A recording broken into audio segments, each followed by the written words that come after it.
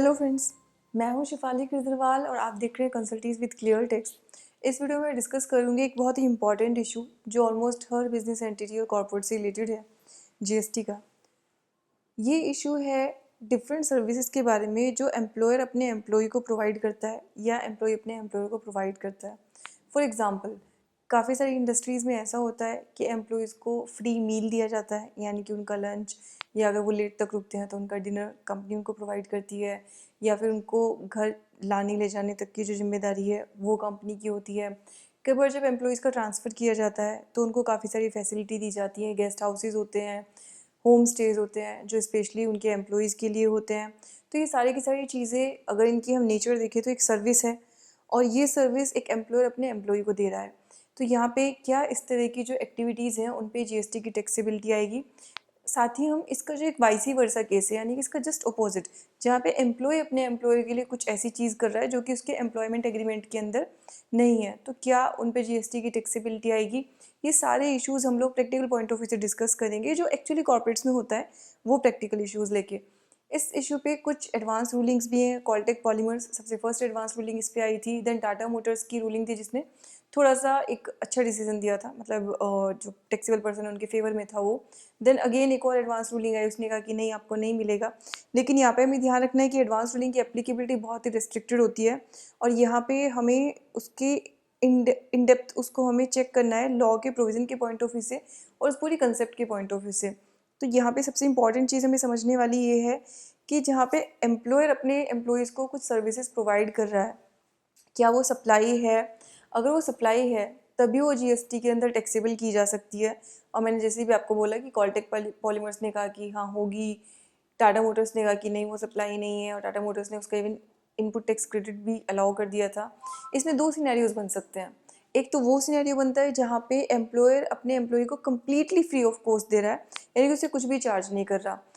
लेकिन अब ये जो पर्टिकुलर केस है ये हमारा शेड्यूल 1 की एंट्री नंबर 2 के अंदर फॉलो जाता है, यानी कि जहाँ पे आप विदाउट एनी कंसिडरेशन अपने रिलेटेड पर्सन को कुछ सप्लाई कर रहे हैं। तो एम्प्लॉय कवर होता है रिलेटेड पर्सन की डेफिनेशन में, यानी कि वो सेक्शन 15 के अंदर जो रिलेटेड पर्सन की डेफिनेशन दी गई है उसके हिसाब से वो रिलेटेड पर्सन है अपने एम्प्लॉयर का। तो वो ये भी कहता है कि इस केस में उसको सप्लाई माना जाएगा चाहे वहाँ पे कंसिडरेशन नहीं भी हो। सेकंड केस बनता है जहाँ पे उनसे कुछ माइनर या नॉमिनल सी अमाउंट चार्ज की जा रही है, तो उस केस में तो कंसिडरेशन भी है और रिलेटेड पार्टी भी है, तो उसको सप्लाई तो माना ही जाएगा। साथ में इंपॉर्टेंट चीज़ ये भी है कि जो नॉमिनल अमाउंट चार्ज की जा रही है टैक्स उस पर नहीं लगेगा। टैक्स हमारा जो रूल 28 के हिसाब से वैल्यूएशन है उस वैल्यू की गई अमाउंट पे लगेगा। तो वैल्यू जनरली क्या होती है, आपकी जो मार्केट वैल्यू है सिमिलर आर्टिकल्स की, ओपन मार्केट वैल्यू, वो उसको वहाँ पे हमें टेकअप करना होता है। अब आप ये भी कह सकते हैं कि वहाँ पे एक प्रोविजो है जो ये भी कहता है कि अगर इन्वॉइस रेज किया गया है तो इन्वॉइस वैल्यू, बट ध्यान रखना वो जो आपका प्रोविजो है वो तभी एप्लीकेबल होता है जब जो आपकी रिसिपिएंट एंटिटी है वो भी इनपुट टैक्स क्रेडिट लेने के लिए एलिजिबल हो, यानी कि वो भी कुछ टैक्सेबल सप्लाई कर रहे हो, जबकि एम्प्लॉयज़ के केस में ऐसा नहीं होगा। तो ये सारी चीज़ें यहाँ पे हमें सारे प्रोविज़न साथ साथ समझ के चलने होंगे, ये बहुत इंपॉर्टेंट है। कोई एक भी छूट जाएगा तो हमारी डिसीजन मेकिंग उसमें यहाँ ख़राब हो जाएगी। अच्छा, तो अब एम्प्लॉयर ने जो एम्प्लॉय को दिया, क्या वो सप्लाई है या वो सप्लाई नहीं है, ये इशू लिटिगेटिव है। इसका एक दूसरा एस्पेक्ट मैं आपको दिखाना चाहूँगी। आप फर्स्ट टाइम जब इसको सुनेंगे तो आपको ये लगेगा कि हाँ वो तो टैक्सेबल है क्योंकि सप्लाई तो हुई है ना एम्प्लॉयर की साइड से। लेकिन यहाँ पे हमें ये समझना पड़ेगा कि क्या एम्प्लॉयर का जो पर्पज़ है वो सप्लाई करना है एम्प्लॉय को कुछ, ये एक्चुअली में एम्प्लॉयर जो एम्प्लॉय ने उसको सर्विसेज दी है उन्हीं को पे ऑफ कर रहा है। तो जो हमारा पेमेंट है कंसिडरेशन का वो ज़रूरी नहीं कि हमेशा मॉनेटरी हो, कई बार वो कुछ सर्विसेज के रूप में भी हो सकता है, कई बार किसी कमोडिटी के रूप में भी हो सकता है। तो जहाँ पे मान लीजिए मेरा एम्प्लॉय जो है वो रात को 10 बजे तक ऑफिस में बैठा है और मैंने उसको अगर मील प्रोवाइड करा दिया, तो क्या मेरा पर्पज़ ये है कि मैं उसको कुछ सर्विसेज प्रोवाइड कराऊँ? क्या ये मेरा बिजनेस है? क्या ये मेरी सप्लाई है? क्या मैं फूड सप्लाई करने का बिजनेस में एंटर कर चुकी हूँ? क्या it is a part of my business, it's supply from me? या मेरा पर्पज़ सिर्फ अपने एम्प्लॉय को इंसेंटिवाइज करना है, उसके लिए एक कंफर्टेबल एनवायरनमेंट क्रिएट करना है कि भाई अगर वो लेट तक बैठा हुआ है तो उसको ये चिंता ना करनी पड़े कि मेरा खाना कहाँ से आएगा, उसको भूख लग रही है तो फिर वो कैसे उठ के जाएगा, कैसे अरेंज करेगा। तो उसको मैं एक अच्छा और एक बेटर एनवायरनमेंट देना चाहती हूँ अपने एम्प्लॉय को, क्योंकि सारी कंपनी चाहती है कि थोड़ा अच्छा एनवायरनमेंट दे ताकि वो अच्छी जो वर्कफोर्स है उसको अपने पास रिटेन करके रख सके। तो ये एक बहुत इंपॉर्टेंट सवाल है जिसको generally advance ruling completely ignore कर देती है कि कोई भी बिजनेस के लिए, कोई भी एम्प्लॉयर के लिए जब वो अपने एम्प्लॉय को कुछ सर्विसेज दे रहे हैं, जैसे मान लीजिए पिक एंड ड्रॉप की फैसिलिटी दे रहे हैं, तो उसके पीछे भी रीज़न ये होता है कि कई बार आपके एम्प्लॉयज़ इतने दूर दूर हैं, और आजकल ट्रैवल करना उनके लिए इतना मुश्किल हो गया है, तो ठीक है पिक एंड ड्रॉप मैंने उनको दे दिया ताकि वो सुबह उठ के ये टेंशन में ना रहे कि मेरे को ऑफिस कैसे जाना और कैसे वापस आना है।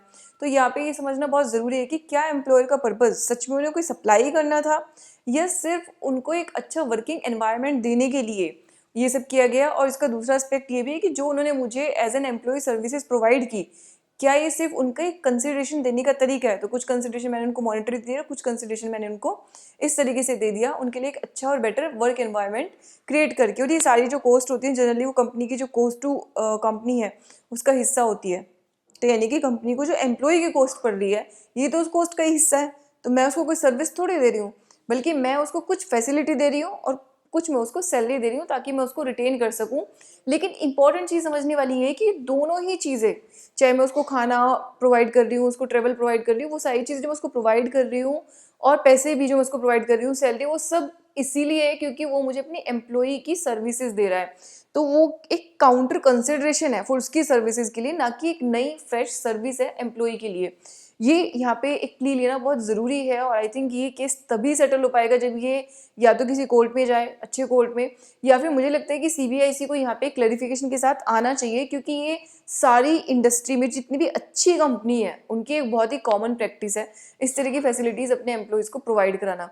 तो यहाँ पे सीबीआईसी की साइड से एक क्लैरिफिकेशन आना बहुत ज़रूरी है क्योंकि बार बार इंडस्ट्री को परेशान होना पड़ता है। अब उनको नहीं पता कि उस पर टैक्स लगाएं नहीं लगाएं, टैक्स लगाएं तो फिर 28 के वैल्यूशन के हिसाब से लगाएं अगर नहीं भी चार्ज कर रहे हैं उनसे कुछ। देन अगला क्वेश्चन ये राइज होता है कि अब क्योंकि फ्री ऑफ कॉस्ट दिए तो क्या इसको इनपुट टैक्स क्रेडिट मिलेगा कि नहीं मिलेगा, राइट। तो ये सारे के सारे इश्यूज पे क्लैरिफिकेशन आनी बहुत ज़रूरी है। लेकिन अभी तक जो मैंने आपको एक्सप्लेन किया कि ये बहुत ज़रूरी है समझना कि ये जो मैं सर्विसेज दे रही हूँ अपने एम्प्लॉय को, मैं उनको कोई सप्लाई नहीं कर रही हूँ, बल्कि मैं एक तरीके से उनको सिर्फ इंसेंटिवाइज कर रही हूँ, उनके लिए एक बेटर वर्क एनवायरनमेंट क्रिएट कर रही हूँ। That is part of my work environment, that is part of consideration for their services as an employ. और ये कोई फ्रेश सर्विस नहीं है उस एम्प्लॉय के लिए क्योंकि वो मेरे बिजनेस का पर्पस कभी भी था ही नहीं कि मैं उसको कोई सर्विस देने के लिए बैठ जाऊँ। अब इसका दूसरा एस्पेक्ट देखते हैं जहाँ पे एम्प्लॉय अपने एम्प्लॉयर को कोई सर्विसेज दे रहा है। तो वैसे तो शेड्यूल 3 इसको कवर करती है, उसकी फर्स्ट एंट्री है वो कहती है कि एम्प्लॉय ने अगर एम्प्लॉयर को कोई सर्विसेज दी in relation to his employment तो वो टैक्सेबल नहीं है, यानी कि वो जीएसटी के एम्बिट से बाहर है। It's neither A supply of goods nor a supply of services. लेकिन जनरली जब हम इस रूल को अप्लाई करते हैं तो जहाँ भी हम देखते हैं कि अच्छा एम्प्लॉय ने एम्प्लॉयर को दी तो हम कहते हैं कि अच्छा ये तो शेड्यूल 3 में, इसको ऑल टुगेदर बाहर निकाल दो। आपको ये चीज़ जरूर समझनी है कि एम्प्लॉय ने अगर अपने एम्प्लॉयमेंट के रिलेशन में कोई सर्विसेज दी तो वो डेफिनेटली उसके एम्बिट से बाहर है। लेकिन अगर एम्प्लॉय ने कोई ऐसी सर्विस दी जो जनरली वो दे रहा है किसी और थर्ड पार्टी को भी और मैंने अपने एम्प्लॉयर को भी दी, फॉर एग्जाम्पल मान लीजिए मेरा एक एम्प्लॉय है वो किसी एक विलेज को बिलोंग करता है और उस विलेज में बहुत ज़्यादा हनी होता है, तो वो हनी वो दूसरों को भी सेल करता है, तो जॉब के अलावा एज अ पार्ट टाइम वो हनी भी सेल करता है दूसरे लोगों को। तो मैंने कहा कि अच्छा बहुत अच्छी क्वालिटी का हनी मिलता है, 5 किलो मेरे को भी ला दो, तो उसने मेरे को भी ला के दे दिया। नाउ रिमेंबर ये उसके एम्प्लॉयमेंट के रिलेशनशिप में नहीं है क्योंकि कोई थर्ड पार्टी भी मांगती तो वो सेल उसको भी करता। ये मान लीजिए काफ़ी सारे ऐसे लोग होते हैं जो कुछ और भी काम करते हैं जिसमें उनका एक्सपर्टीज होता है या वो कुछ सेल कर रहे होते हैं। जैसे कई लोग गांव के होते हैं तो वो लोग जैसे देसी घी, प्योर घी सेल कर रहे होते हैं।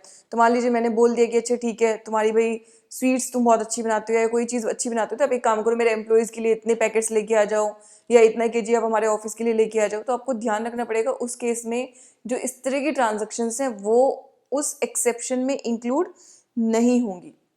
अब अगर मैं एम्प्लॉयरशिप की बात कर रही हूँ तो मैं गिफ्ट की बात ना करूं, ये नहीं हो सकता। तो जीएसटी के प्रोविजन के हिसाब से अगर एम्प्लॉयर ने एम्प्लॉय को गिफ्ट दिया 50,000 रुपीज़ तक तो वो वैसे भी एग्जेम्प्टेड है, मतलब उसको हम लोग एक्सेप्शंस के अंदर रखते हैं, उस पर हम लोग टैक्सेबिलिटी चार्ज नहीं करते। लेकिन अगर अब अमाउंट ज़्यादा है तो फिर उस केस में हम उसको टैक्सेबिलिटी के एम्बिट के अंदर लेके आते हैं।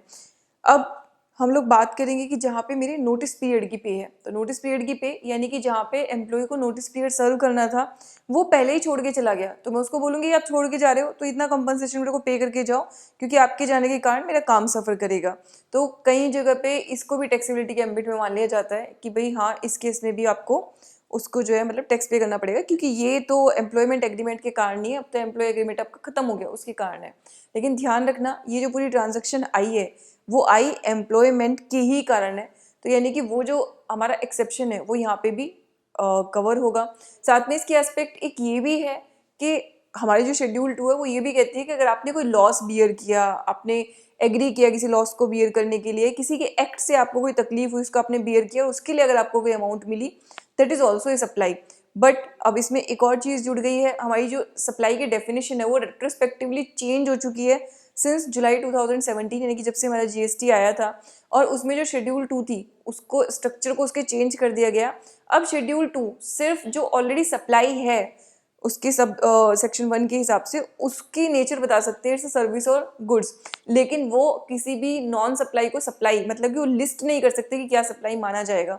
तो यानी कि वहाँ पे जो प्रोविज़न दिया गया है, अब वो किसी नई चीज़ को सप्लाई नहीं बना सकता, लेकिन कुछ ऑलरेडी अगर सप्लाई प्रूफ हो जाता है तो उसकी नेचर बता सकता है। तो यानी कि इसको जो पहले ही एकदम क्लियरली फॉल कर जाता था लाइक फॉरबिडिंग एन एक्ट वाला, वो उतना क्लियरली फॉल नहीं करेगा। पहले मुझे उसकी बेसिक नेचर यहाँ पे क्लियर करनी पड़ेगी। तो जो टर्मिनेशन ऑफ एम्प्लॉयमेंट है, यानी कि जहाँ पे एम्प्लॉय पहले जॉब छोड़ के जा रहा है, तो यहाँ पे हमें समझना है कि वो हमें कोई सप्लाई नहीं कर रहा और ना ही उसका कोई ऐसा पर्पज़ है सप्लाई करने का। तो उसके लिए अगर उसने कुछ पेमेंट मुझे किया है तो definitely there is no supply from our side. तो हम लोगों ने उसको कोई सप्लाई नहीं की, मतलब उल्टी कंडीशन में, यानी कि जहाँ पे मैंने उसको टर्मिनेट कर दिया तो वहाँ पे ऑब्वियसली मैं एम्प्लॉय को एक्स्ट्रा पे करूँगी, तो उसने मुझे कोई सप्लाई नहीं किया उस केस में। और इसकी वाइस वर्सा सिचुएशन जो मैं भी आपके साथ डिस्कस कर रही थी कि जहाँ पे एम्प्लॉय जल्दी चला गया और उसके लिए जो उसने मुझे पेमेंट किया, तो ये दोनों ही सिचुएशन हमारी जीएसटी के एम्बिट से बाहर रहेंगी। ऑल्दो इस पर हम लोग और भी डिटेल डिस्कशन कर सकते हैं। मैं यहाँ पे ये ज़रूर क्लियर करना चाहूँगी कि जो भी कुछ मैं डिस्कस कर रही हूँ वो अभी तक के जो लीगल प्रेसिडेंट्स हैं और जो डिफरेंट इंटरप्रिटेशन और पर्सनल व्यूज़ हैं उसके हिसाब से कर रही हूँ। तो अगर आप इस पर कोई सीरियस एक्ट करना चाहते हैं तो इट्स वेरी इंपॉर्टेंट कि आप उसके लिए एक प्रोफेशनल डिस्कशन करें, एक प्रोफेशनल गाइडेंस लें, उसके बाद ही उसमें एंटर इनटू करें। तो ये सिर्फ एजुकेशनल पर्पज़ के लिए है वीडियो। सारे के सारे जो फूड फॉर थॉट था वो मैंने आपके लिए एक जगह जाके सम अप किया है। तो अब ये क्लैरिफिकेशन आना सीबीआईसी की तरफ से सबसे ज़्यादा इंपॉर्टेंट है, क्योंकि ये इशू ऐसा है जो ऑलमोस्ट हर बिजनेस को टच करता है, इवन छोटे बिजनेसेस को भी टच करता है, क्योंकि कुछ ना कुछ फैसिलिटी सबको लोग अपने अपने एम्प्लॉयज़ को देते हैं। और इस तरह के जो इशू है टर्मिनेशन वाला या फिर जो है पहले जॉब छोड़ के जाने वाला, नोटिस पीरियड वाला, they are very common for all of the businesses. तो ये था एक अच्छा सा डिस्कशन हमारे जो एम्प्लॉयर एम्प्लॉई के बीच की ट्रांजेक्शन्स हैं उन पे जीएसटी की एप्लीकेबिलिटी के लिए। ऐसे और डिस्कशंस के लिए आप हमारे चैनल को सब्सक्राइब कर सकते हैं। इसी के साथ ही वीडियो में क्लोज कर रही हूँ। Thank you so much. अगर आप जीएसटी डिटेल में सीखना चाहते हैं तो फिर आप हमारा कोर्स उसके लिए ज्वाइन कर सकते हैं। हम अपने कोर्स को अपडेट कर रहे हैं, यानी कि जो नए रिटर्न्स हैं 3B के अंदर जो चेंजेस आ रहे हैं वो सब भी हम उसके अंदर इनकॉर्पोरेट कर रहे हैं डिफरेंट सेशंस के थ्रू। और जो कुछ रिसेंट नोटिफिकेशंस आए हैं उनको भी, साथ ही जो इंपॉर्टेंट केस लॉज अभी तक चल रहे हैं उनको भी हम उसके अंदर कवर करते हैं डिफरेंट सेशंस के थ्रू। तो अगर आप डिटेल में सीखना चाहते हैं तो आप हमारा कोर्स ज्वाइन कर सकते हैं। अगर आप बिगिनर हैं, स्टूडेंट हैं, आपको बहुत ज़्यादा ऑलरेडी टैक्सेशन की नॉलेज नहीं है, तो हमारे पास एक स्पेसिफिक कोर्स भी है बिगिनर्स के लिए। आप वो वाला कोर्स जीएसटी को ज्वाइन कर सकते हैं।